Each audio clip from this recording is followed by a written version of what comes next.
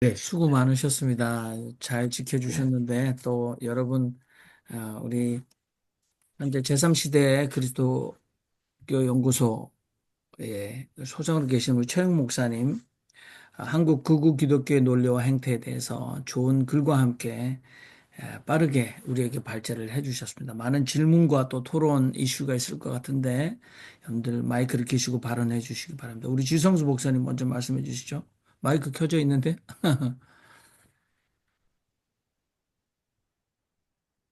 아니, 예, 다시 끄셨어요? 마이크를? 아무래도 김성공 목사님 먼저 말씀하셔야 될 것 같아요. 김성공 목사님께서 모시고 오신 우리 김성공 목사님 마이크 키시고, 네. 네, 수고하셨습니다.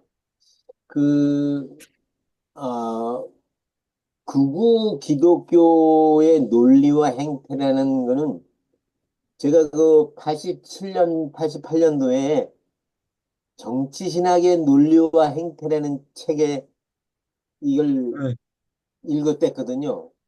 그 예, 그 연상이 됐습니다. 예, 예, 네, 정치신학의 논리와 행태의 중앙정보부의 사람이었던 홍지영이라는 사람이 이, 예, 이 만들었던 책인데, 우리 WCC가 공산당이다, 공산주의다, 이런 예, 식으로 얘기를 하면서 그 WCC의 한국 지부인 NCC는 역시 용공이다 해서 그 용공 타령을 집중적으로 하고 있고요. 그런데 제가 질문을 좀 하나 던진다면은 그, 어, 논리적으로 전개해 나가다가 그 사람들이 이 극우 기독교 사람들이 하는 얘기가 뭐냐면 아 북한이 지금 준비하고 있다. 그다음에 주사파 또 이 좌파 용공 좌파가 뭘 하고 있다. 그런 얘기를 꺼내면은 이 우리 쪽에서 어쩔 수가 없는 걸로 이렇게 이 되어 있단 말이죠. 이것을 어떻게 극복할 수 있을 것인가? 정말 용공 좌파들이 다 장악하고 있는 것인가? 그런 점을 발제자는 어떻게 보고 계시는지 좀 말씀해 주시면 고맙겠습니다.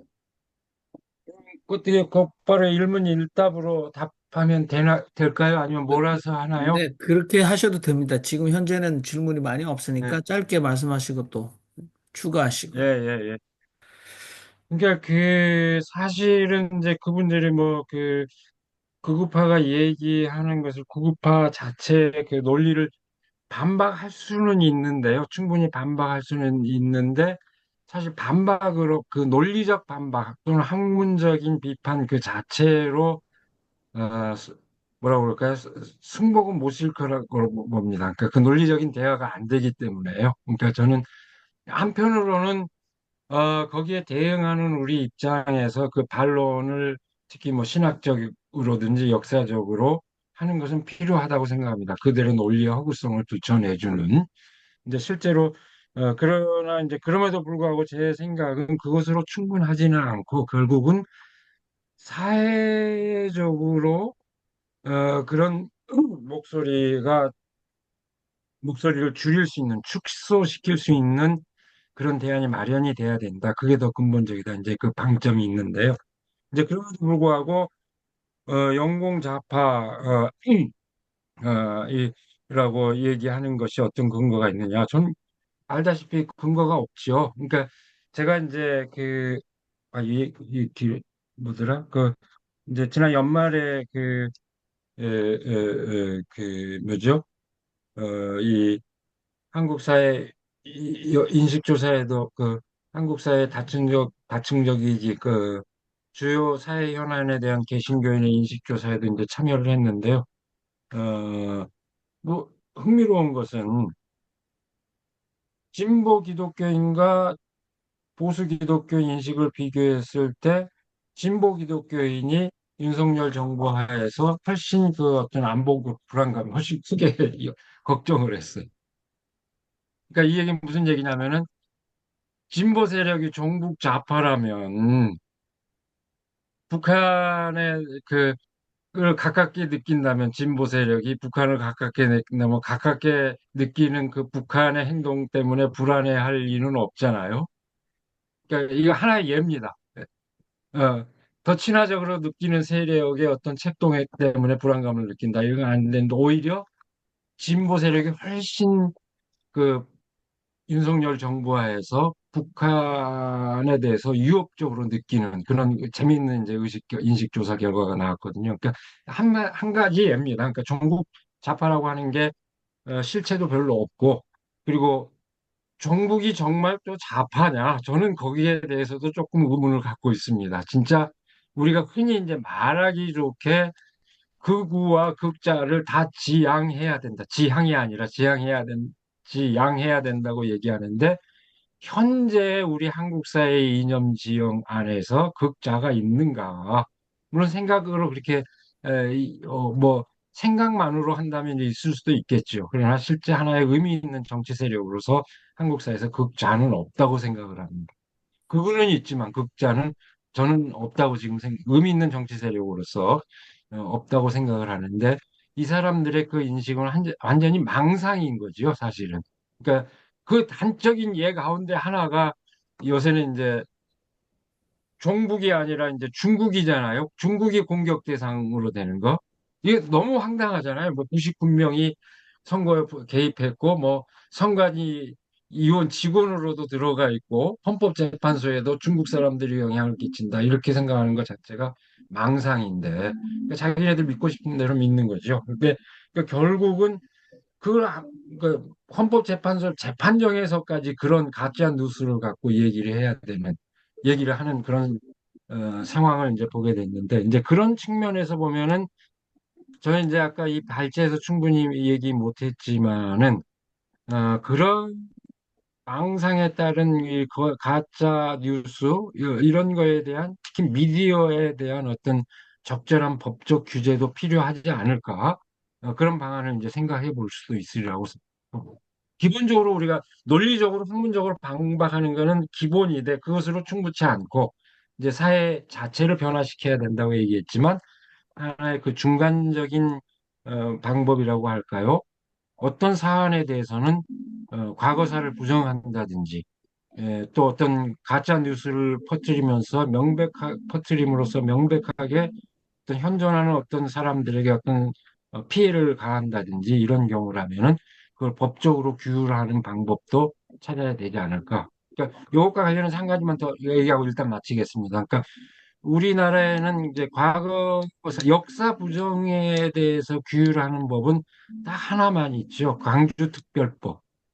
어, 여러 가지 이제 시도를 했지만 다 안 됐고, 광주 특별법의 하나의 조항으로 광주 항쟁의 그 역사적 의의를 부정하는 것에 대해서는 처벌할 수 있도록 하는 조항을 둔 것이 이제 유일한 경우인데, 하나의 예입니다. 그러니까 역사적 사실을 법으로 다, 진실을 규명하는 걸 법으로 다 다스릴 수는 없지만, 그것이 어떤 사회 공통의 어떤 가치의 현저하게 위배되고 더군다나 지금 살아있는 어떤 사람들에게 상처를 입히는 2차 가해를 하는 행위가 될 경우에는 그것은 그 법률적으로 충분히 어, 외국에도 다 있지요. 그러니까 국제적으로는 뭐죠 인도에 반하는 이제 반인륜적 범죄라는 개념도 있고 다른 유럽 국가들에서 그런 역사를 부정하는 경우를 어, 형사법으로 이제 다스리는 규율하는 그런 경우도 볼 수 있는데 뭐 그런 중간 장치가 이를 생각해 볼 수도 있다고 생각을 합니다. 우선 그 정도 말씀드리겠습니다. 네, 감사합니다. 우리 최영모 목사님께서는 사실은 지금 이제 그 극우 기독교의 그 근거를 권위주의, 반공주의, 친미주의, 발전주의, 성공주의, 능력주의라고 하셨고 또 여기에 대해서 이제 자세하게 그 글에서는 다루고 계셨습니다만은 우리에게 충분히 이제 그 설명을 안 하셔도 우리가 그게 느끼고 네, 있어요. 근데 혹시나 이제 여러분 중에서 이 극우 음, 기독교의 어떤 논리적, 극우 탄생의 무슨 사회적 요인이나 역사적 요인이 분명히 있겠지만 그 어떤 가치관적, 세계관적 근거가 되는 것들을 이렇게 지적해 주셨는데 여기 이것 말고도 또는 여러분들이 생각하는 더 그 다른 근거가 있다면 말씀해 주셔도 좋을 것 같고요. 저는 이제 토론은 앞으로 이제 우리 최영목 목사님께서 그러면 사회 공통의 대안 마련은 이 극우 기독교에 대해서 어떻게 대안 마련 어떻게 해야 되느냐. 근데 두 가지 제가 볼 때 말씀하신 것 같아요. 사회적 평등에 기초한 민주주의 확립, 그리고 평화 지향의 국제관계 형성이라고 하셨는데, 그게 네, 이제 이게 극우 세력이 발흥하는 것은 세계적 현상이고, 또 민주주의가 퇴보하는 것은 세계적인 현상입니다. 근데 미국에서 윤석열 파면 이후에 한국의 헌법재판관들을 빌려달라. 그래서 미국의 트럼프 파시즘을 경계하는 양심 세력들이 한국의 민주주의, 그러니까 세계 민주주의의 출구가 보이지 않는다라고 하는데 한국 민주주의의 에, 저희가 촛불혁명도 그렇고 이번에 빛의 혁명에 대해서도 굉장히 인정하고 놀라는 중이죠. 그렇다면 지금은 이제 네, 조기 대선에서 사회적 평등에 기초한 민주주의 확립을 어떻게 달성할 건가? 그러면 한국의 극우가 아닌 보수 또는 중도 또는 리버럴 자유적 또는 진보적 기독교인들은 이 선거 문제를 어떻게 해서 그 평등에 기초한 사회적 평등에 기초한 민주주의 확립의 어떤 실천의 역사적 기회로 삼을 건가에 대한 구체적인 얘기가 좀 있어야 될 것 같고요.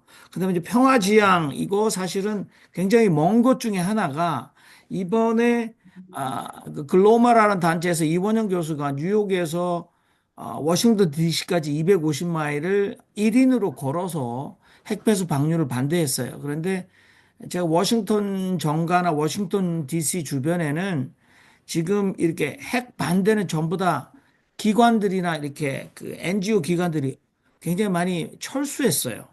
왜냐하면 미국의 정가는 지금 여러분들 CPEC 같은 관계자들이 지금 돈으로 애니첸도 그렇지만 핵 발전소가 돈이 된다고 해서 굉장히 자본이 그쪽으로 몰리고 이렇게 핵을 찬성하는 쪽으로 지금 가고 있어요. 그러니까 이게 평화 지향의 국제 관계 형성에 있어서 미국에서 양심 세력이 반핵 그리고 특히 뭐 핵이라고 하면 지금 일본의 핵폐수 방류에 대해서 미국 정가가 여기에 대해서 뭔가 반인륜적이다라고 얘기를 해야 되고 생태 보존의 그 사명을 얘기를 해야 되는데 이게 무관심하거나 아예 그러니까 이면에는 이미 핵 발전소를 제3세계에 지어주면서 돈을 벌려는 프로젝트가 굉장히 오랫된 전부터 가동되어 있기 때문에 원하지 않는다는 거거든요. 그러니까 제 말씀은 이 한국으로 좁혀져도 사회 공통에 대한 마련에 우리가 포커스로 토론을 좀 했으면 좋겠다는 생각이 드네요. 자, 우리 김상재 목사님 오래 네. 기다리셨습니다. 말씀하십시오. 아니, 저는 그냥 편한 질문을 하나. 네. 저는 지금도 이제 아직까지 머릿속에 이해가 안 되는 것이 왜 오늘에 와서 이렇게 거부 현상이 폭증했는가라는 질문이죠. 그 용공 관련해서는 용공 이미지로서는 사실은 김대중 대통령이 뭐 그쪽에서는 상당했잖아요. 김대중 때는 이런 게 없었단 말이에요. 노무현 때도 이렇지는 않고. 그런데 갑자기 이렇게 문재인 정부 들어서면서 정강훈이가 그 바람에 이제 소위 말하는 민족의 사사를 얻고 그들 논리로 하면은 그리고 지금 오늘 시점처럼 이 자폭과 폭망의 선두에 개신교가 지금 이렇게 써 있는데 왜 이런 현상이 전에 훨씬 더 진보적인 정권에서는 없었는데 오늘날 사실은 뭐 말씀하신 것처럼 민주당의 포스라는 것이 극자가 없죠. 중도 보수에 불과하잖아요, 사실은. 재벌 눈치나 보는 눈치를 보지 않을 수 없는 중도 좌파에 불과한 중도 보수에 불과한데 왜 오늘날 이와 같이 맹렬하게 이렇게 이제 이 현상이 터졌냐는 이야기죠. 저는 아직 그것이 아직까지 머리가 이해가 안 돼요. 그래서 이제 제가 생각할 때는 김대중 시대에는 없었던 문제가 뭐냐면 이제 뚜렷한 문제는 이제 차별금지법이죠. 동성애 관련해서 그 이슈가 없었고 오늘날에는 이제 동성애 이슈가 차별금지법 때문에 보수 기독교는 이것이 이제 기독교의 마지노선으로 생각하잖아요. 이거는 절대 허용할 수 없는 선이란 말이에요. 이 둑이 너무 무너지고 완전히 세상이 그냥 좌빨 세상이 된다는 그런 것이 또 전가된 이유인지 어쨌든 제가 이게 이 일종의 사회학적 현상이 이해가 안 돼요. 과거에는 없었는데 왜 오늘날 오히려 더 냉전 시대로 더 멀어졌는데 냉전이 훨씬 더 다양하게 극복됐는데도 불구하고 이런 일이 있을까? 이게 이제 혹시 뭐 목사님께서 분석한 게 음, 있다면 말씀해 주시기 바랍니다. 좋습니다. 같이 좀 여기다가 우리 생각해봐야. 예, 네, 홍동열 교수님과 그다음에 김영철 선생님 말씀 먼저 들어보고 이제 종합해서 예. 한번 우리 차영목 목사님 말씀하시면 좋겠다. 홍동열 교수님 말씀하시죠. 네, 목사님 말씀 너무 잘 들었고요. 어, 이게 이제 극우 개신교에 포커스를 맞추는 그런 이제 고민이 아, 네, 우리 홍동열 교수님 접촉이 약간 우리 지금 한국 현대사의 네.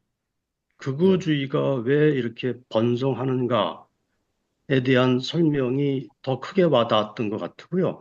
그래서 조금 더 우리가 궁금할 수밖에 없는 거는 왜 하필 개신교가 지금 뭐 최근에 등장하는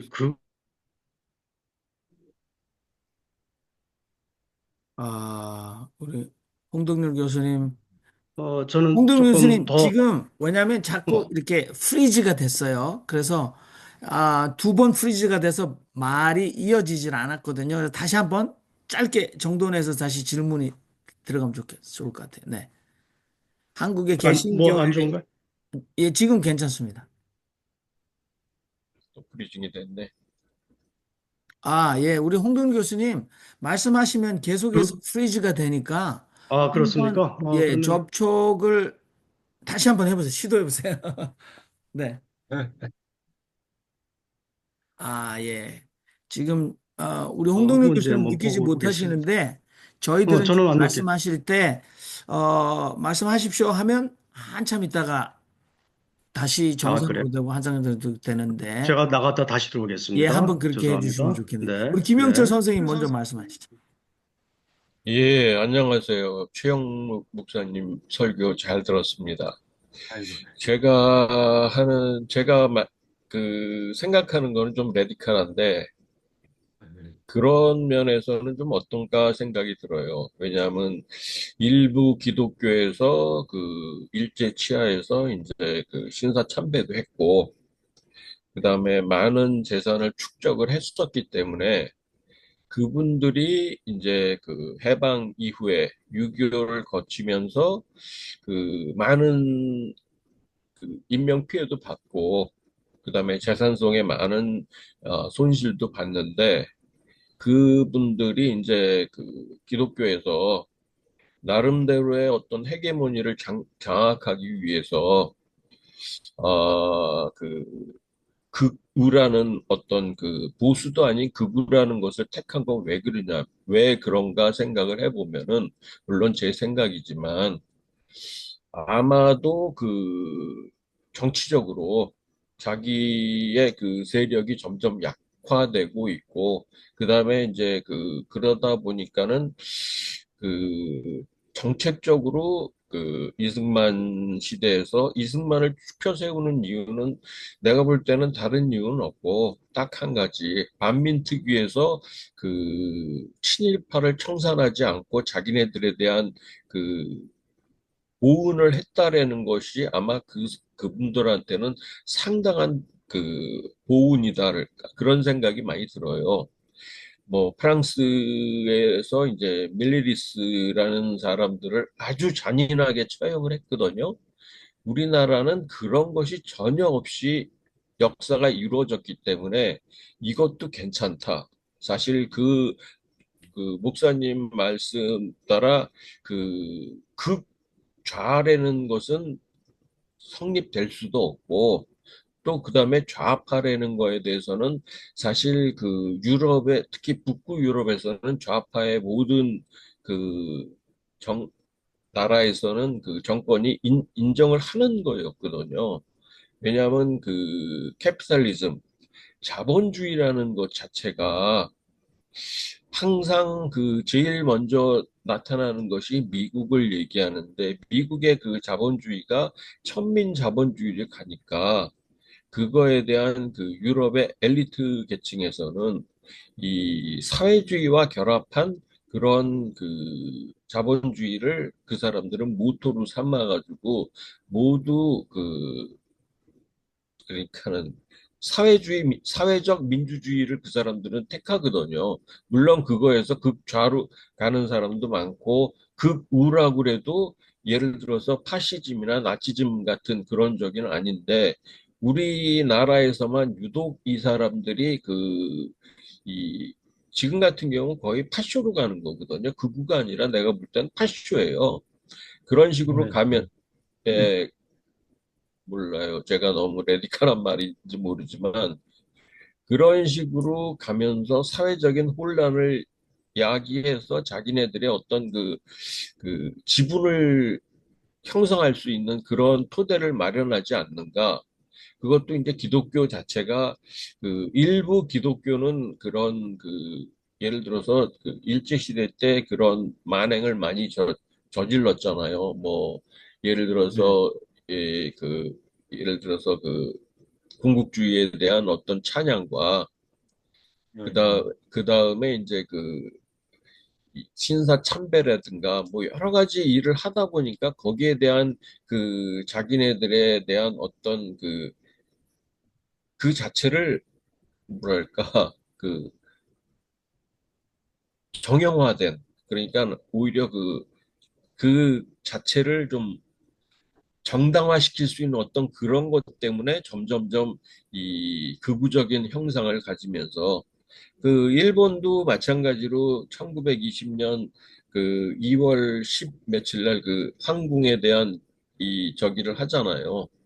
네, 그리고 12일인가? 2월 12일 신견 예, 사회에는 예, 네, 예, 예. 그러면서 이제 일본도 그렇게 했고, 그 프랑스 같은 경우에는 그 밀러리스에 대한 처형이 그 사실 그 말이 나오지 않게끔 그 대중이 보는 앞에서 이 처형을 하고 총사령이나 뭐 교수형을 많이 했는데, 우리나라는 그런 게 전혀 없이 그런 걸 하다 보니까 이분들은 그런 거에 대한 그 두려움이나 그런 것 없이 그냥 이렇게 하면은 자기네들의 어떤 정당성을 전파해서 자기네들의 어떤 지분을 갖는다, 그런 게 음, 아닐까, 그런 생각이 많이 들어요. 네. 죄송합니다. 네. 너무 레디컬한 말해서. 네. 아니 뭐 참고로 그렇게 볼 수도 있다고 하시고, 생각합니다. 예, 네, 예, 네, 충분히 토론이 될 것 같습니다. 우리, 뭐, 네, 제가 네. 이해하기는 아마 그 역사청산, 특히 친일청산의 어떤 역사적 효시나 그 없었다라는 지적 같습니다. 우리 홍동률 교수님 이제 추가로 말씀하시면 좋을 것 같네요. 네, 어떨지 모르겠습니다. 제가 다른 장치를 한 건 아닌데 그냥 나갔다 들어왔습니다. 괜찮습니까? 이제는 네네, 잘 들리는 것 좋습니다. 같습니다. 네네. 그냥 제가 질문이라기보다 그냥 제가 혼자 이렇게 생각을 그냥 말씀드리는 것으로, 오늘은 그렇게 하겠습니다. 어, 사실은 이게 극우, 그러니까 개신교와 관계없이 극우가 지금 준동을 하고 있는 이 현상에 대해서 다들 주목하고 있는 건데, 이것이 왜 지금 와서 이렇게까지 됐을까? 저는 사실은 거슬러 올라가 보면 노무현 대통령 당선되고 나서 그때 어떤 시사계에서 주목했던 것이 저 지금도 기억이 나는데 우리 사회의 메인스트림이 교체되고 있다라고 하는 점에 상당히 주목하면서 글이 많이 발표가 됐어요. 음. 메인스트림이 교체되고 있다. 그러니까 노무현 대통령의 등장이라고 하는 것을 물론 진보 쪽에서도 그랬지만 보수 쪽에서도 상당히 경계하면서 주목하면서 그렇게 봤던 기억이 있거든요. 제가 대구에 이제 쭉 살다 보니까 대구에서는 DJ가 됐던 그 시절부터 그리고 노무현 대통령이 당선됐던 그 상황, 가졌던 대구 경북 사람들의 충격이 어마어마했습니다. 제가 느끼기에. 아, 뭐 이루 말로 표현할 수가 없을 정도 이 사람들은 엄청난 정신적인, 아니 실존적인, 어쨌든 심리적인 충격을 상당히 깊게 가졌던 기억이 있고요. 그걸 이제 사회과학적으로 표현하면 이 사회가 우리나라가 더 이상 기존의 보수가 메인스트림이 아니다. 자칫하면 밀려날 수 있다.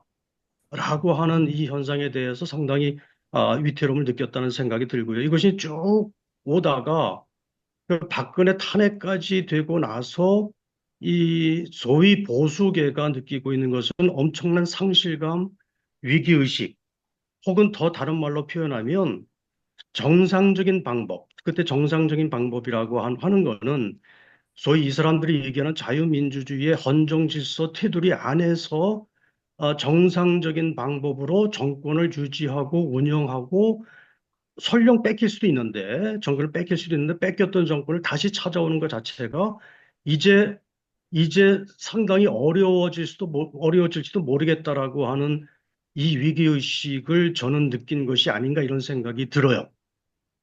이것이 그냥 기존에 그냥 보수라고 하는 것은 늘 있어 왔고, 한동안은 우리 대한민국을 수십 년 동안 그냥 책임지고 가져왔으니까, 그것이 이제 그런 정도의 보수로 존재하는 것이 아니고, 어찌든 심지어는 헌정질서 테두리 밖에서라도 수단과 방법을 가리지 않고 이 정권을 유지해야 된다. 영권을 계속 가져야 된다라고 하는 이 위기의식의 발로가 일부에서 극우의 형태로 표현된 것이 아닌가라고 하는, 이건 가설입니다. 저도 아직 뭐 분석이 끝난 게 아닌데 그런 생각이 하나 갖고 있고요.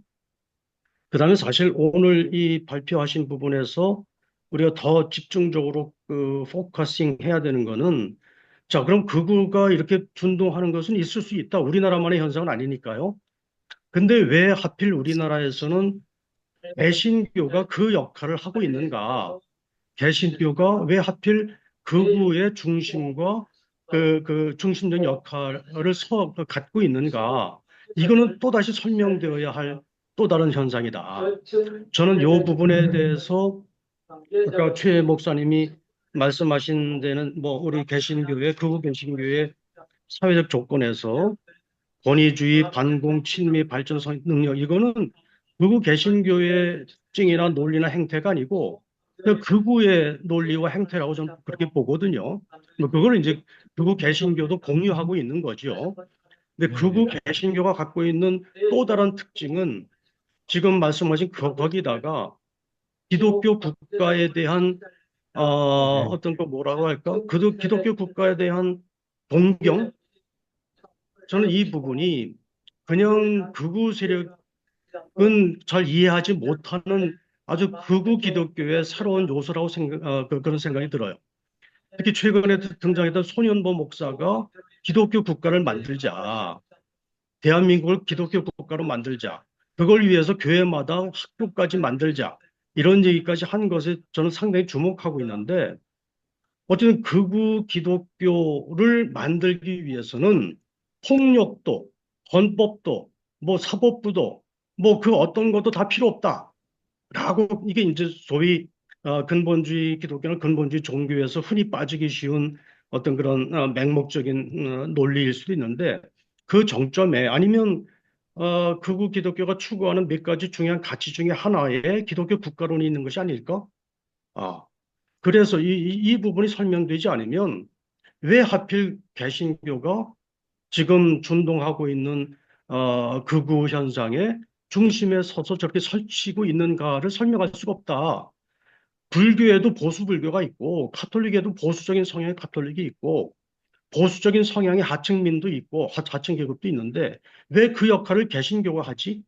이런 이 현상에 대해서는 뭔가 설명이 필요하다라는 말씀을 드리는데 저는 하나의 가설로 지금 그 부분을 좀 고민하고 있다는 말씀을 드리고 싶습니다. 네, 감사합니다. 이상입니다. 라디오 같은 소리 또는 스피커를 사용하셔서 그 본인이 좋은 고성능 스피커로 본인이 발언하는 게 들어갔다 다시 들리는 그런 현상이 잠깐 있었어요. 근데 됐습니다. 지금 죄송합니다. 괜찮습니다. 혹시 홍동영 교수님이셨는지 모르지만 그래서 제가 모든 분들의 음소거를 했는데 홍동영 교수님 외에는 자 최영묵 우리 목사님 마이크를 다시 켜시고 말씀을 하셔야 됩니다. 이게 할까요? 예, 예, 예.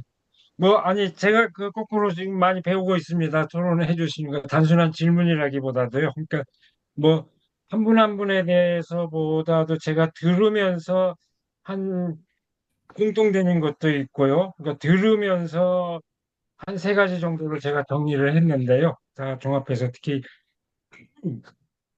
지금 막 말씀해 주신 홍동열 교수님 기독교과 이거 요건 맨 마지막에 답하겠습니다. 굉장히 제가 그 다음 주에 발표할 거에서는 그 문제를 각 주에 달아놓기는 했어요. 근데 이제 이거 별도의 한 그 가치로서 이걸 격상시켜야 되겠다. 지금 이제 그 생각이 번뜩 드는데요. 예, 중요한 지적해 주셔서 고맙습니다. 그러니까 뭐 세 가지로 제가 답을 하면은요. 그러니까 이게 이제 한국 사회 보수 세력이나 또는 그 구구 개신교, 그러니까 사회 세력이나 그 개신교 세력 양 측면에서 다 공통되는 게 어떤 제가 아까 제 용어식으로 얘기하자면 제가 발제문은 안 썼지만 제가 보충할 때 헤게모니 위기라고 할까요? 그러니까 헤게모니, 그러니까 아까 홍동률 교수님 표현에 의하면은 뭐죠? 그 메인스트림이 변경되고 있다라고 이제 표현했던 그 위기 의식이 이제 작동했다고 생각을 합니다. 그러니까 정치사회 그 보수 세력이나 개신교나 이제 그랬는데 왜 거기에 이제 그거 이제 그렇게 설명이 될 수 있을 것 같고 그거는 뭐 저나 여기 계신 여러 선생님들이나 다 공통된 의견일 것 같고요. 근데 이제 그게 왜 개신교가 유달리 다른 사실 서구에서도 보면은 정치 세력이 주도하고 이제 종교가 동원되는 양상이었는데 이제 극우화되는 과정, 한국 사회에서 극우화 현상은 어찌됐든 개신교가 이렇게 주도하고 있는 것처럼 보이는데 왜 개신교가 이렇게 중심 세력이 되고 있느냐? 여기에는 이제 첫 번째 이제 우선 생각할 수 있는 게 아까 누구죠? 김상재 선생님 말씀하셨던가요? 말씀하셨죠? 김용철 선생님이 얘기하셨죠? 참 얘기하셨는데 그 친일파 청산하지 못했던 이제 그 역사 그리고 거기에 이제 개신교인들 관련된, 그러니까 저는 그거 역사적으로 좀 각인돼 있는, 그러니까 저도 이제 너무 과격한 얘기 아니야 그런데 저도 심정적으로 그렇게 생각하고 있습니다. 그러니까 심정적으로뿐만 아니라 역사적으로 냉철하게 돌이켜 보면은 사실은 아까 대한민국의 탄생 자체가 제 후배 민중신학자 가운데 이제 그렇게 주장하는 친구도 있는데요. 대한민국의 탄생 자체가 원죄를 갖고 있다. 분단국가로서 대한민국. 그러니까 이미 해방 분단국가가 형성되고 4.3 국가보안법, 그러니까 4.3 여순을 진압하면서, 유혈로 진압하면서 단독 정부를 수립했던 그 과정 자체가 하나의 원죄를 갖고 있다. 그러니까 이미 그때는 그리고 거기에 4.3 같은 경우에는 또 서북청년단이라고 하는 기독교 세력이 실제로 가담까지 하게 되는.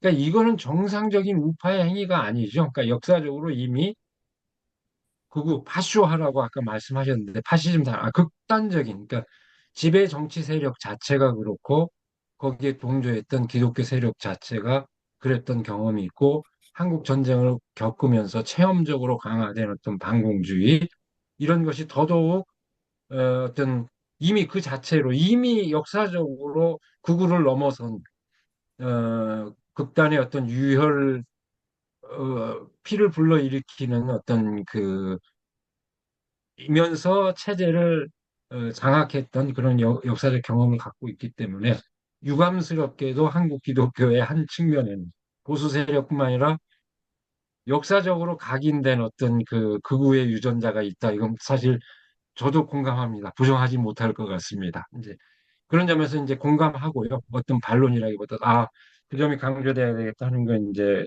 생각이 들고 그다음에 이제 마지막으로 홍동열 교수님 얘기하는 거 기독교과에 대한 동경. 그러니까 저도 이 생각하고 있었습니다. 그러니까 이게 하고 있었는데 일단 현재 이제 특히 정광훈이나 뭐 손현보나 다 공통된 거는 일종의 이제 어떤 분은 그래서 그렇게 분류를 합니다. 아예 이제 신학적 비판이 필요한 건데요. 어떤 세계 지배적 종파 유형으로서 한 이렇게 특징 지어진다. 그러니까 기존의 어떤 기성 어떤 교단의 신학이나 논리로서는 설명이 닿지 않는 어떤 세계 지배적인 종파 유형으로 세계를 지배하고자 하는 그런 신앙인 거죠. 그러니까 그렇게 되는데 이것도 사실은 최근에 나타난 것은 아닙니다. 그러니까 최근에만 나타난 것은 아니고 역사적으로 이미 이승만이 얘기했던 기독교 입국론이 있잖아요. 있고 이미 일제 때부터 이제 그런 경향이 생각이 있었고 이제 하나의 뭐 계명의 수단으로 개화의 수단으로 기독교를 이렇게 소화한 측면도 있지만 이미 기독교 입국론 속에 이제 그런 것이 있었고 심지어는 뭐죠? 국회 그 재헌의회에서도 목사에게 누구더라 이 무슨 이 목사에게 기도를 시키고 성경에다 선서를 하고 아무 스스럼 없이 하는 그런 기독교 입국론이 있었고요. 그런 것에 이제 발을 맞춘 것이 이제 한경직 목사의 어떤 기독교 국가론 이런 것이 다 이미 그 시기에도 분단 직후에도 있었다고 생각됩니다. 근데 그래서 제가 다음 주에 발표할 글에는 이제 그걸 각 주에다 달아놨습니다만은 그때 똑같은 시기에 이제 김재준 목사의 기독교 국가론이 또 있어요. 아, 그걸 이제 재조명할 필요가 있는데 김재준 목사님이 뭐냐면은 제목이 그 제가 여기 하나 있는데 어, 그 죄송합니다. 잠깐만요.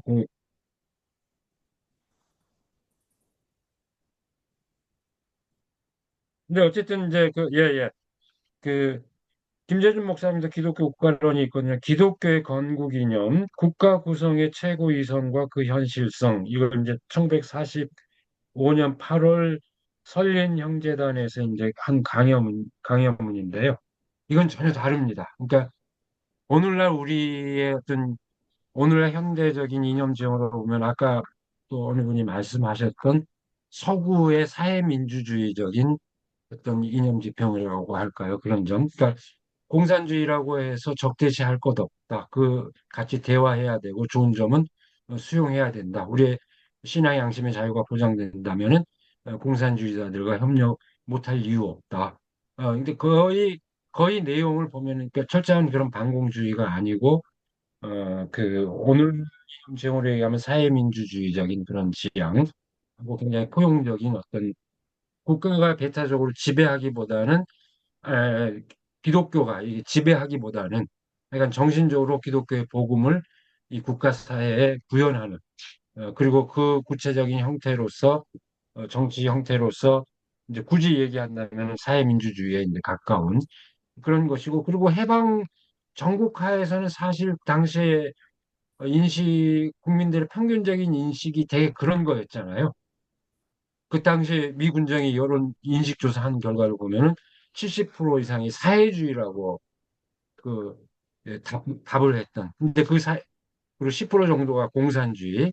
그러니까 사회주의라는 거는 사실 우리가 알고 있는 북유럽의 어떤 사회민주주의 유형. 그다음에 이제 우리 헌법에서도 뭐죠? 중요하게 이제 노동 문제하고 관련해서 재헌헌법에서도 논란이 됐던 게 그 뭐죠? 그 노동자 경영 참여권하고 이익 균점권이 논란이 됐잖아요. 근데 노동자 경영권은 결국은 재헌헌법에 채택되지 않았지만 이익 균점권은 이제 그 반영이 됐었거든요. 재헌헌법에. 근데 이제 그 이제 박정희 때 이제 그마저 사라져 버렸죠. 그러니까 경제 민주화 개념이라고 하는 게 그 뭐죠? 그 87년 이후에 뭐 이렇게 나온 게 아니고 재헌헌법 자체 안에 있었던 거죠. 그리고 그것은 어떤 독립운동 전통, 그러니까 뭐 제가 이렇게 헌법에 관한 연구도 조금 들여다봤습니다만 독립운동 과정에서 형성된 어떤 평등주의적인 의식, 특히 조소왕 선생님의 어떤 삼균주의 개념 이런 것이 굉장히 헌법의 정신으로 밑바탕에 깔려 있었다고 생각이 되는데, 그러니까 해방 정국에서 이념이 극단화된 것 같지만 사실 일반적인 평균적 의식에서는 그렇게 극단화돼 있지 않았다. 오히려 굉장히 포용적인 어떤 그 사회를 전망했던 게 일반적인 인식이었다. 그러니까 그런 점에서 이제 김재준 목사님의 그 기독교 국가로는 이제 새삼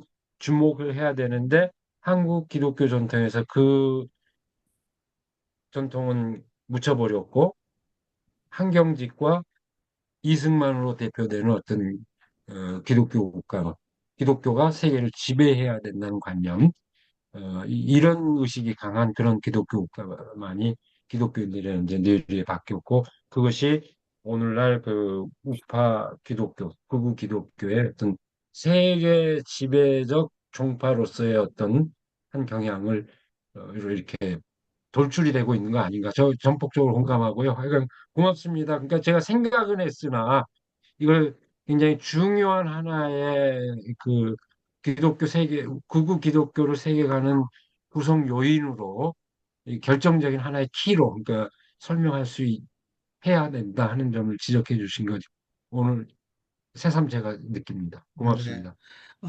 저는 그 어저께 대화, 우리 몇몇 분들과 대화를 하는 중에 그 대학생 때는 진보적 학생 운동가였다가 지금은 극우로 선회한 변절자들의 배후에는 개독교가 있다라는 공통적인 어, 공통적인 의견이 있었어요.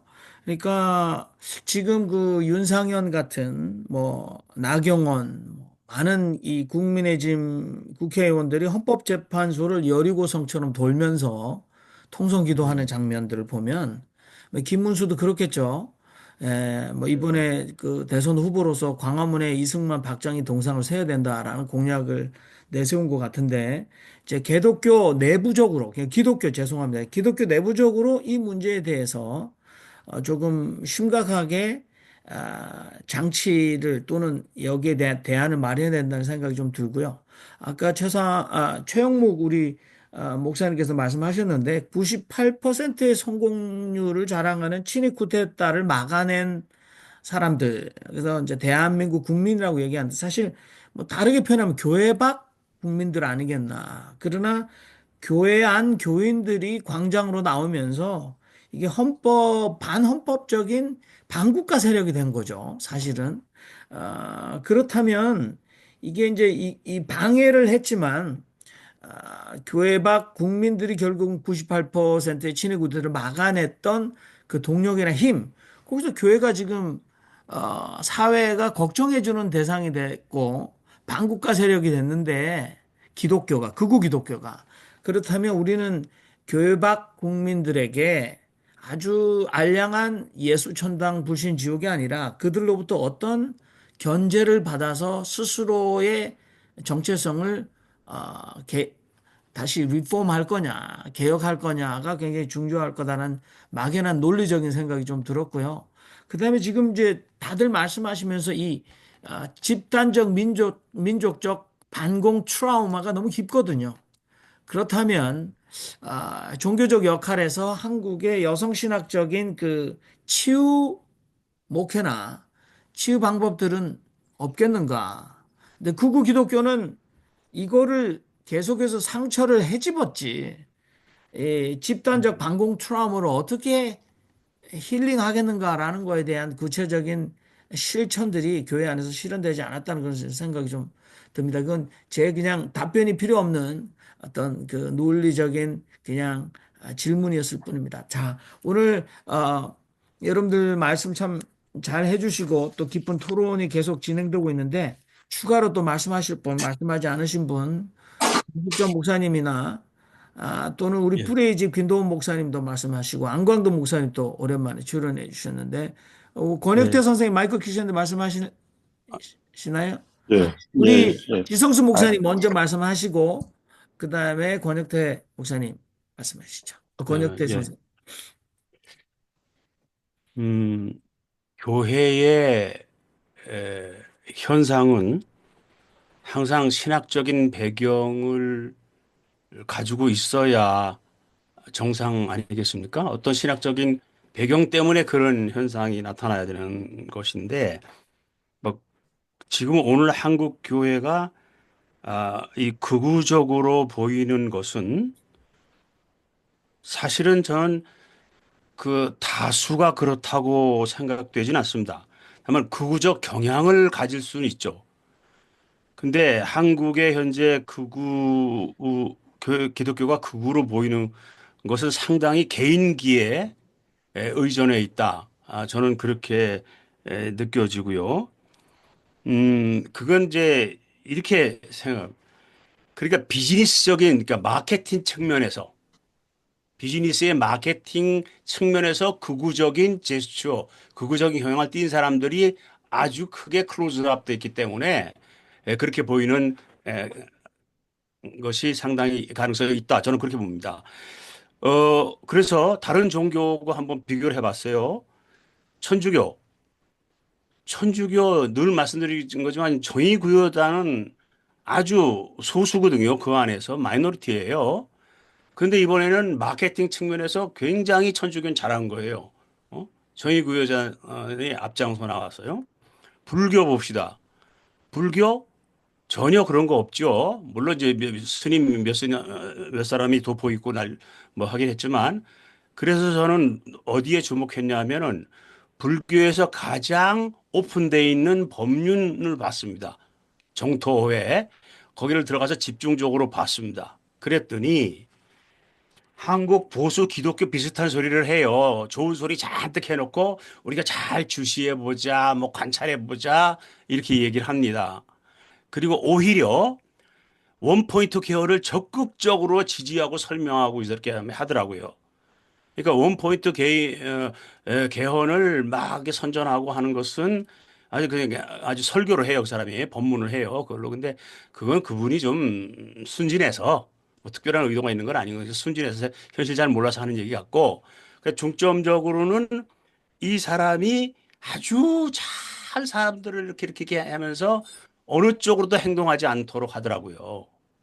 결국 그래서 아하 이 사람도 종교 사업을 하는 사람이니까 어느 쪽 사람도 나가지 않도록 다치지 않도록 하는구나 라는 거를 저는 이번에 깨달았어요. 법률에 대해서. 그렇듯이 교회가 특별히 극우라서가 아니고 특별히 민족이라서 한 사람도 다치지 않고 교회 안전하게 만들기 위해서 그냥 안온하게 가는 방법이 몇몇 사람이 다치니까 극우로 보이는 것이지 대다수의 목사들이 극우로적인 그런 건 저는 아니라고 봅니다. 그런데 문제는 기독교는 사실은 이번 같은 경우에는 마케팅 측면에서 절대 다수가 탄핵을 지지하고 국민적 감정이 그런데 그쪽에 포커스를 두었으면 카톨릭처럼 이번에 점수 땄죠. 점수 땄죠. 그런데 이 목사들에게 그런 판단력이 없는 거예요. 그렇기 때문에 그렇게 되었을 뿐 특별히 뭐 송경보 구신칙입니다. 그 사람. 네. 교단적인 이번에 그 사람 한 액션이 고신 그런 교단 아니에요. 전혀 그 배경이 되지 않아요. 그리고 누구야 정강훈이 교단 없어요. 그 사람 혼자 날치는 거지 또라이지. 예? 그냥 개인기로 날치는 거지. 근데 그 사람들께서 굉장히 크게 보도가 됐고 뭐 이렇게 뉴스에 나오고 했기 때문에 한국 교회가 극우적으로 뭐 그렇게 하고 물론 연구를 해야죠. 연구를 해야 되고 많이 해야 되지만 저는 그런 것보다는 비즈니스적인 측면에서 그렇게 하는 거다. 저는 그렇게 그 이해가 되고 있습니다. 예, 이상입니다. 네, 감사합니다. 네, 소년보 목사는 본인이 앞으로 개인적으로 이재명을 죽이기 위해서 자기는 자기의 남은 평생을 바치겠다 이렇게 설교 시간에 공언을 했는데 아무튼 지난번에 우리 김진호 목사님께서 이 정광훈의 재테크 목회 지금 예, 비즈니스적으로 말씀하셨는데 예, 이게 아주 입에 풀칠하기 힘든 생존하기 힘든 목사들에게 정광훈은 재테크 목회 어떻게 대중들을 선동해서 자기 이익을 뽑아낼 수 있나라는 재테크 목회에 대한 신학교에서 가르쳐 주지 않는 실전 매뉴얼을 굉장히 많이 예, 어젠더로 날리고 있었다. 그래서 그게 이미 많이 몰렸다라고 하는 거죠. 자, 우리 권혁태 선생님 말씀하십시오. 예, 저는 이제 이 급진 국가 이 아르헨티나에 사는 사람으로서요. 이런 거를 의논하고 이렇게 없어야 될 현상을 가지고 연구하고 의논하고 이런 게 조금 이게 좀 그 뭐라 그럴까 없어야 될 일을 참 많이 하는 이런 현실이 너무 슬프다 이제 그런 생각이 들고요.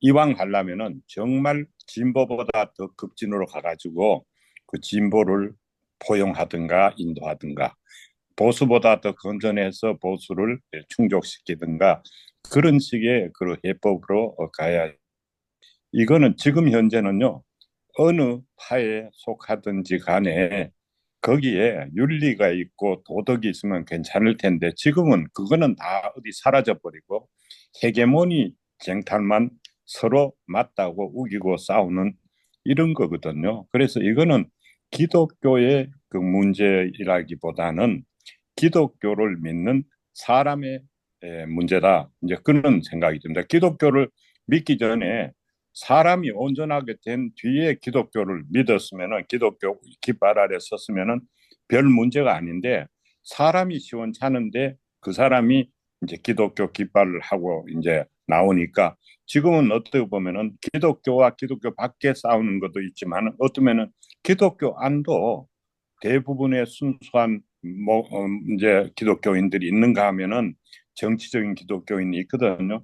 이거는 윤리와 도덕의 문제지 그런 뭐 노선의 문제나 이즘의 문제하고는 전혀 다른 것 같아요. 그래서 저는 외국에 사는 사람으로서는요, 한국이 조금 더 이제 빨리 발전을 해가지고 우리가 이제 프로테스탄트 교를 할 건가 아니면은 리폼 교회를 할 건가 아니면은 진보 교회를 할 건가.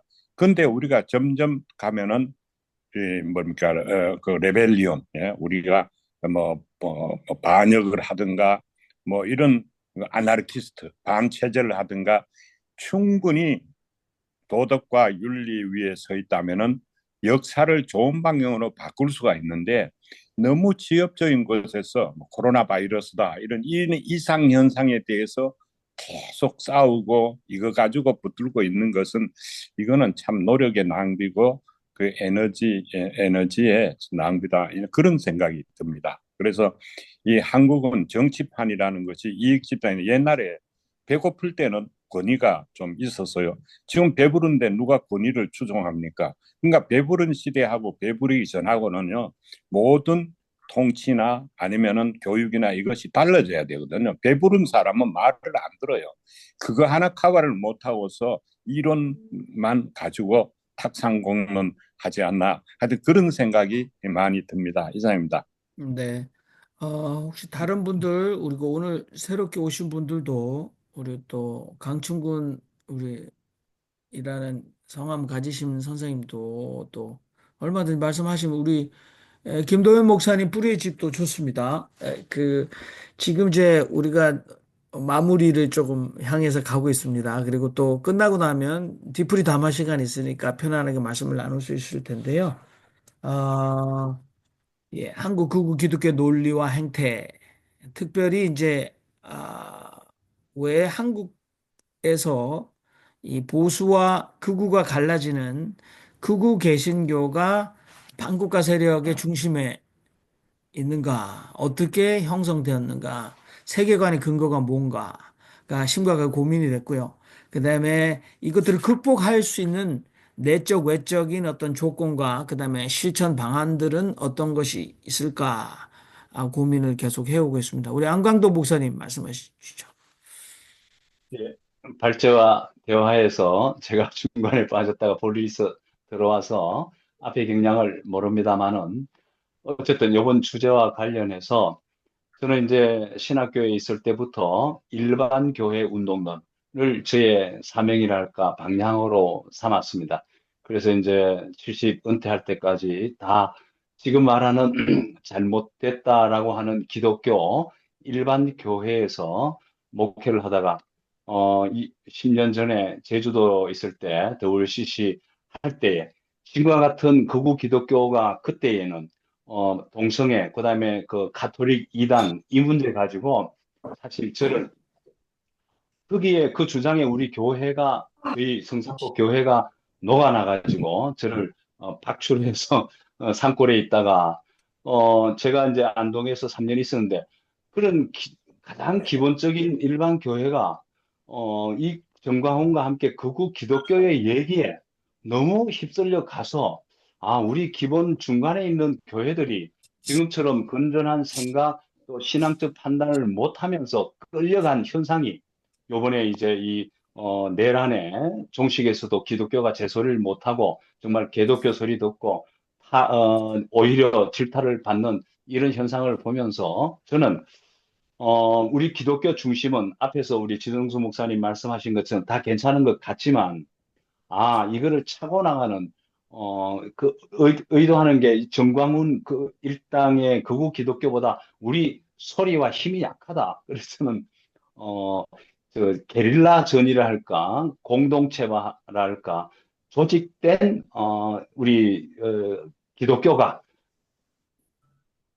소리를 더 내고 더 힘있게 싸워야 되지 아니한가. 그래서 일반 정치, 교회 사업 유지에 우리가 너무 우리 스스로도 거기에 빠져 있었는데 이제 뭐 좀 자를 건 자르고 그래서 공동체적으로 더 조직화돼 가지고 우리 이번에도 기독교인들의 숫자가 사실은 적지 않지 않습니까? 천주교 정의구현 사제보다는 조직화 안 돼서 일관화되지 못했지만은 그럼에도 불구하고 우리 뭐 NCC와 함께 또 진보적인 기독교인들 우리 소리를 제대로 좀 내서 조직화해가지고 그 힘으로 공동체 힘으로 중간에 있는 사람들을 견인하는 그것이 일반 교회 운동이 아닐까 해서 많은 역량이 부족함에도 불구하고 저는 그런 것이 지금 이 난국을 헤쳐나가는 하나의 대안이라 이렇게 생각을 합니다.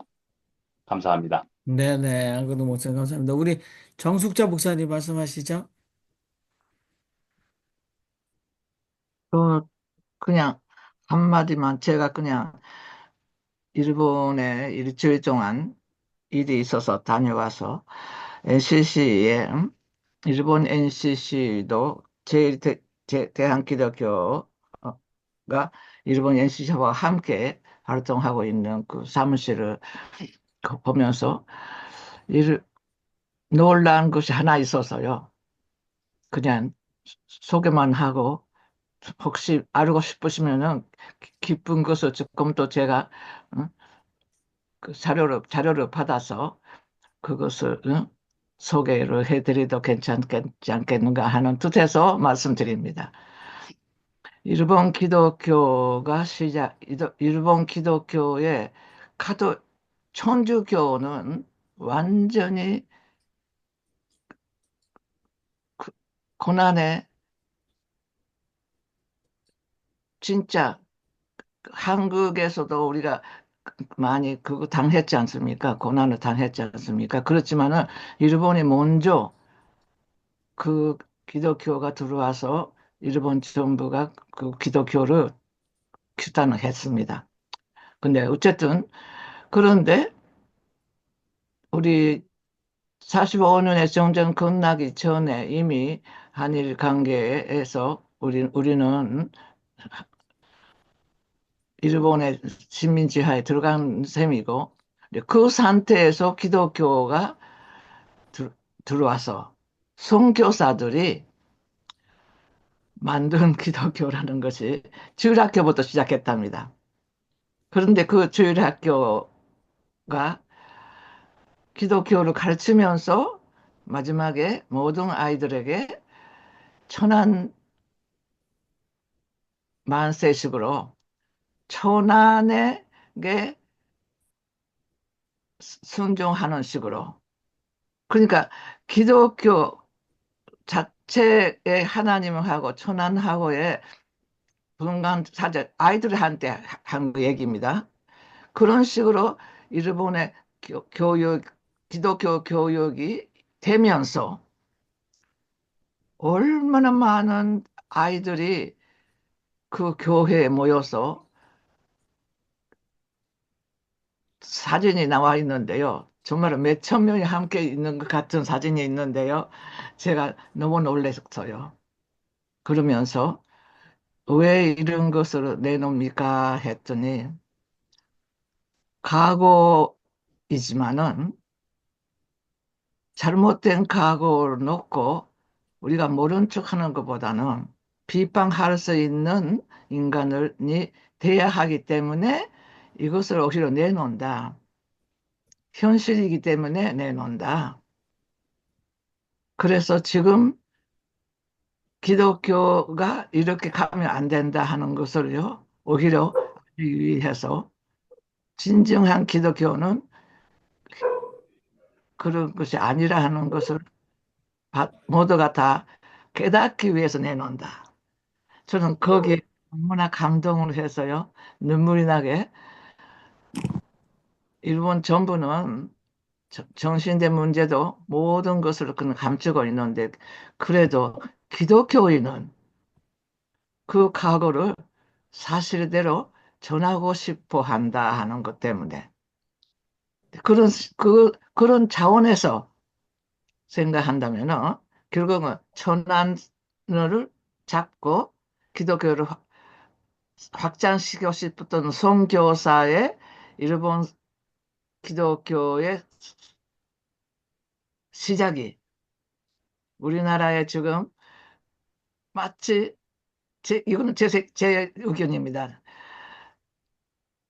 윤석열 파와가 기독교를 이용해서 자기와 기독교가 마치 하나가 되는 것 같이 하는 것으로 넘어간 기독교가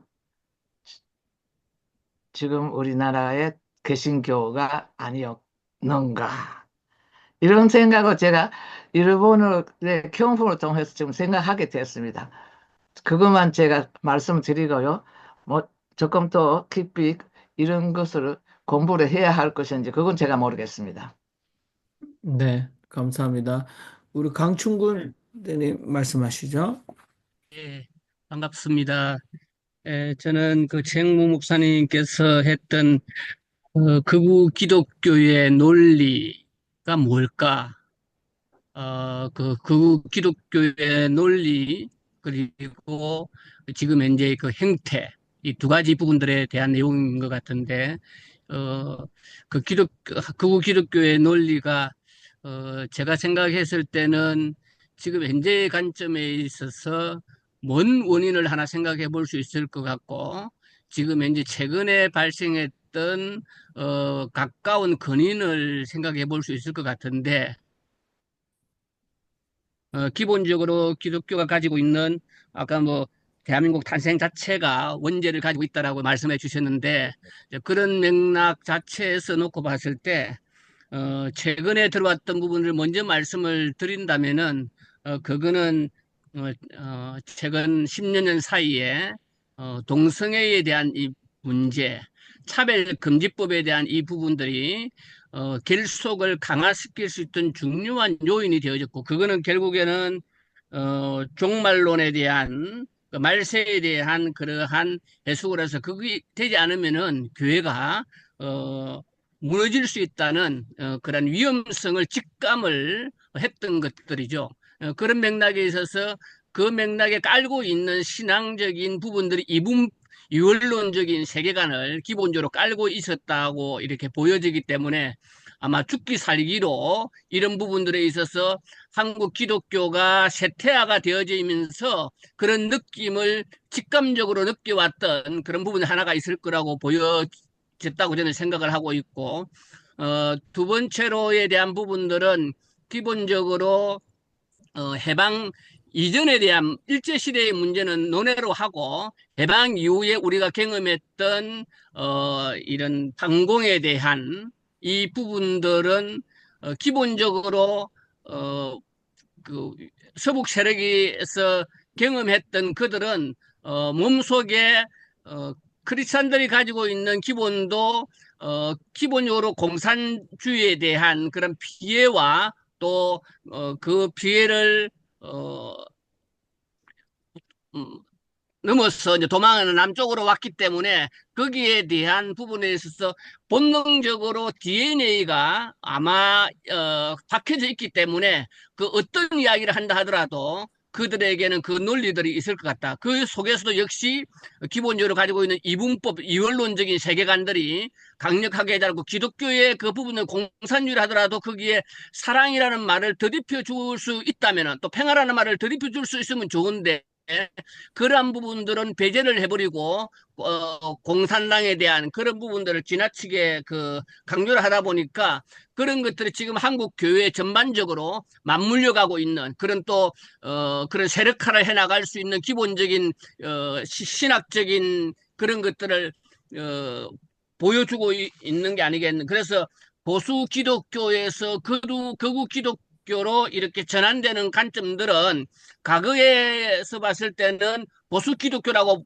보았지만은 이게 이제 신앙적인 입장에서 보수 기독교적인 부분들이 있지만도 이제 극우 기독교라는 부분들은 이 신앙을 더듬혀 가지고 정치적인 문제까지 세력화를 하다 보니까 그렇게 극우 기독교로 전환되고 있지 않는가 생각이 되어지고 그 중에 하나 중요한 부분들은 한국 교회 성장에 대한 약화에 대한 스스로에 대한 위기들을 말로는 표현하고 있지 않지만은 스스로 느낄 수 있고 그렇기 때문에 교회가 이 부분들을 양보해서는 안 된다는 그러한 부분들이 잠재되어져 있지 않는가라는 생각들을 저는 좀 가지고 있으면서 그 맥락 속에서 느끼고 있는 것들은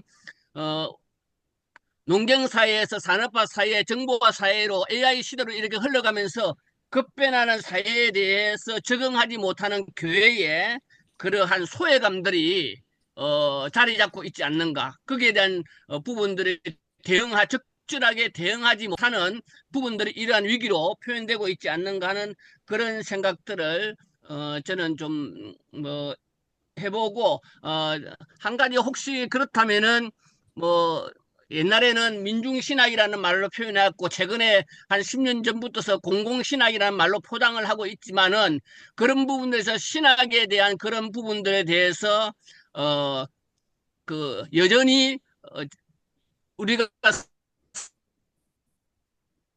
쓰고 있는 영혼 구원이라는 이 개념에 대해서 너무 사실은 생명에 대한 그런 부분보다는 죽으면은 영혼만 구원받으면 된다. 우리 사회가 구원받아야 된다는 그런 사회적 책임에 대한 이런 쓰고 있는 언어에 대한 그러한 위험성들이 그대로 있기 때문에 이런 부분들이 공공신학이라든지 이런 것들하고 이후에 계속적으로 지금 당장은 어찌할 수 없지만은 그런 부분들이 좀 준비되어야 되지 않는가.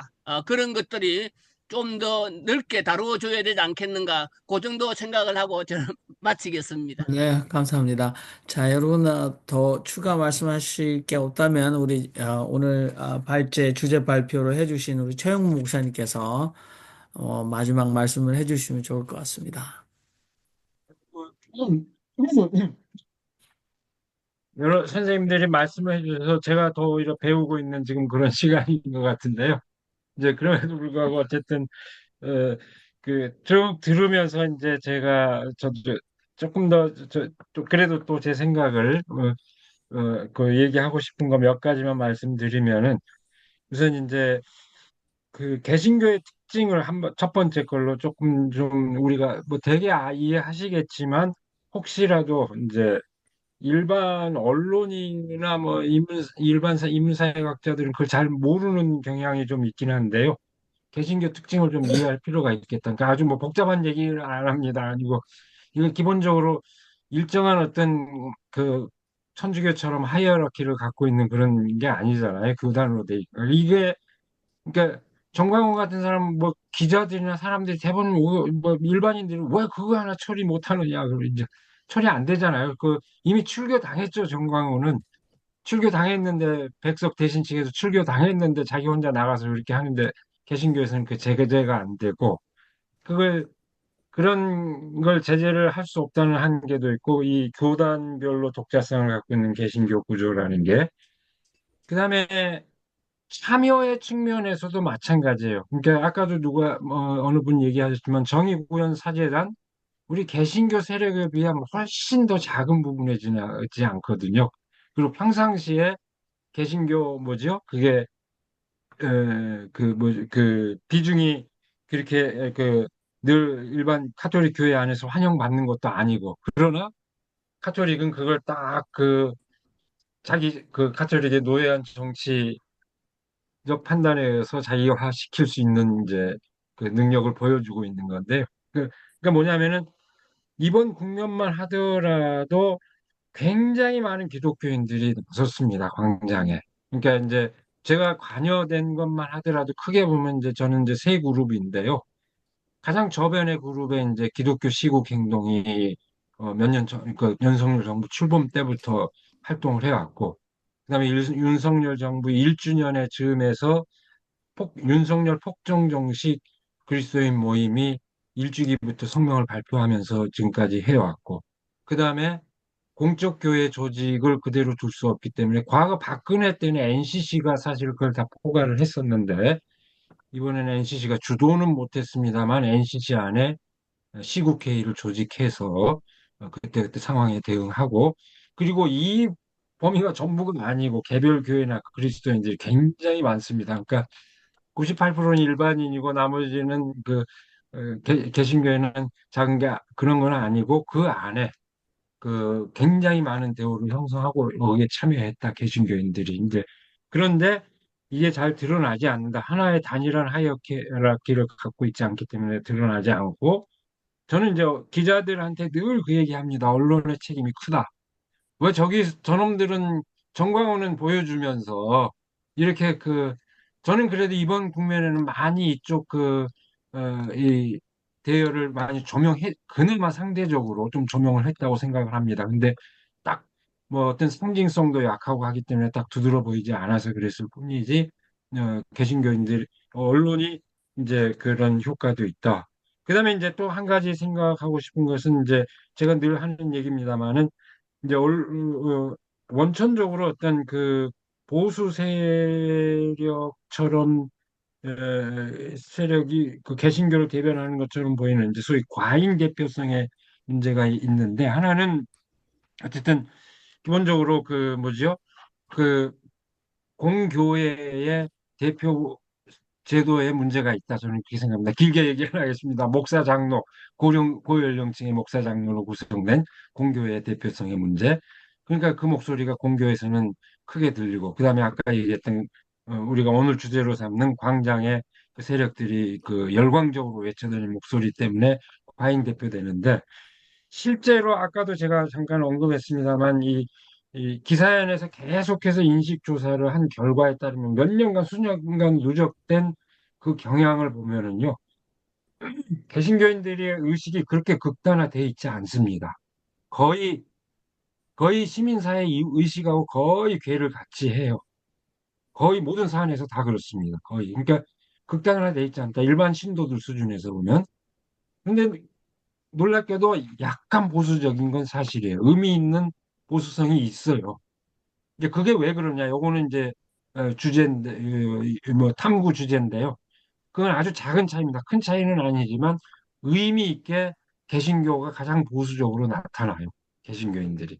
근데 이제 근데 그게 일반의 시민사회 의식하고 크게 괴리된 만큼 크지는 않습니다. 근데 일관되게 또 보수적인 성향이 나타나는 건 왜 그러냐? 그러니까 이게 신앙 때문이냐? 아니면 기독교인의 정체성을 구성하는 어떤 그 교회 내외적인 어떤 문화적인 조건 이런 것이 요인이 아닐까 저는 그 후자의 방점이 있다고 봅니다만 하여간 그건 이제 탐구 주제고요. 되게 이제 그래서 실제 개신교인들은 그렇게 극단화되어 있지 않다. 평균적인 개신교인들. 그러니까 과잉 대표되고 있을 뿐이다 하는 점을 이제 할 수 있을 것 같고요. 그 다음에 이제 아까 그 얘기하셨죠. 뭐 치유 이런 이건 아까 맨 마지막으로 강충 선생님 얘기하시는 그 신학의 언어가 달라져야 된다는 거하고도 관련이 있지만은 요거는 그냥 얘기 던지는 식으로 얘기를 하죠.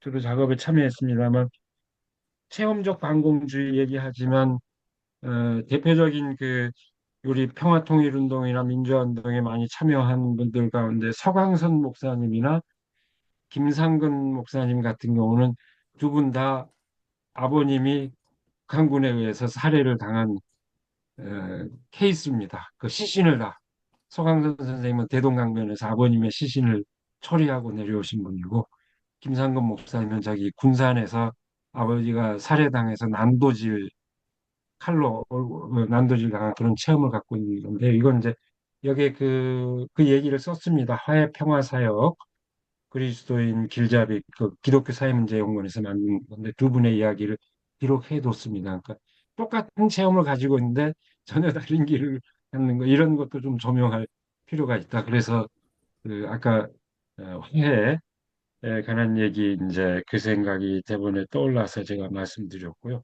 그다음에 이제 아까 뭐 민중신학이나 공공신학 언어가, 이건 뭐 하여간 신학의 과제, 이 극우 개신교가 헛소리인 것 같지만 꼭 헛소리만은 아닌 모종의 어떤 신학적 배경이 있다고 봐야 되지 않느냐, 원인이 있다고 봐야 되지 않느냐. 그러니까 뭐 저도 공감합니다. 거기에 대해서 대응해야 되고, 신학적 차원에서 새로운 언어로 이렇게 대응한 과제는 특히 신학도들에게는 중요한 과제라고 생각을 합니다. 일단 그렇게 하고요. 그다음에 이제 아까 권혁태 선생님 말씀하신 거, 그 말씀에 저도 폭풍 공감합니다. 왜 이런 문제를 갖고 우리가 이렇게 씨름을 해야 되는가? 그래서 제가 뭐 김진호 선생하고 이제 오랜 친구로서 이제 뭐그 얘기를 가장 많이 하고 있고, 최근 이제 젊은 후배로서 저 이제 서명삼 교수 같은 경우 이제 이런 극우주의에 대해서, 거기는 아예 극우주의 연구가 이제 주제인데, 제가 그렇게 물어봐요. 그거 연구하고 있으면 괴롭지 않냐고. 나도 몇 번 들어봐도 내 영혼이 피폐해지는 것 같아서 괴롭던데, 어, 그거 연구하고 있으려면 괴롭지 않냐고. 그렇게 내밀하게 들여다보려면은 이제 어, 아주 내밀하게 들여다봐요. 그러니까 그 연구하는 방법을 알려주더라고. 유튜브를 직접 듣지 말고 텍스트로 옮겨주는 뭐 프로그램이 있으니까 그걸로 옮겨서 들으면 조금 더 충격이 덜하다. 그런 이제 방법도 가르쳐 주던데, 저도 사실 그렇습니다. 이런 문제를 우리가 극복해야만 하는 대상을 놓고 우리가 이렇게 온 에너지를 쏟아야 되는 사태가 우리 사회의 불행인 거죠. 그러니까 저도 내키지 않지만, 그러나 이거 딛고 서지 않으면 안 되겠기에 이제 저도 이렇게 이 얘기를 할 수밖에 없는 상황인데, 저도 공감합니다. 이제 공감하면서 그야말로 우리가 뭐 신앙은 하나님 나라를 추구하는 것이고, 그것을 구체화하는, 저의 본래 관심은 그런 겁니다. 사실은 이제 그 제가 박사 논문 주제도 한국 근대화 가정에 대해서 이제 기독교 윤리적으로 비판적으로 이제 검토한 건데, 그걸 어쨌든 그 얘기를, 한국 근대화 가정을 비판적으로 검토했을 때는 그 대안적 사회가 어떻게 가능할 것인가 하는 것을 이제 전망하고 싶은 그런 기대 때문이었는데요. 저도 어, 그런 우리가 우리 꿈을 얘기하는, 거기에 거기에 에너지를 쏟고 즐겁게 그 꿈을 얘기할 수 있는 사회가 속해 오기를 기대를 합니다. 그러나 이건 우리가 당면한 현실이기 때문에 이걸 우리가 인식하지 않으면 안 되고 딛고 넘어서지 않으면 안 되는 과제이기 때문에 불갑을 우리가 이렇게 관심을 쏟을 수밖에 없다. 일단 그렇게 말씀드리겠습니다.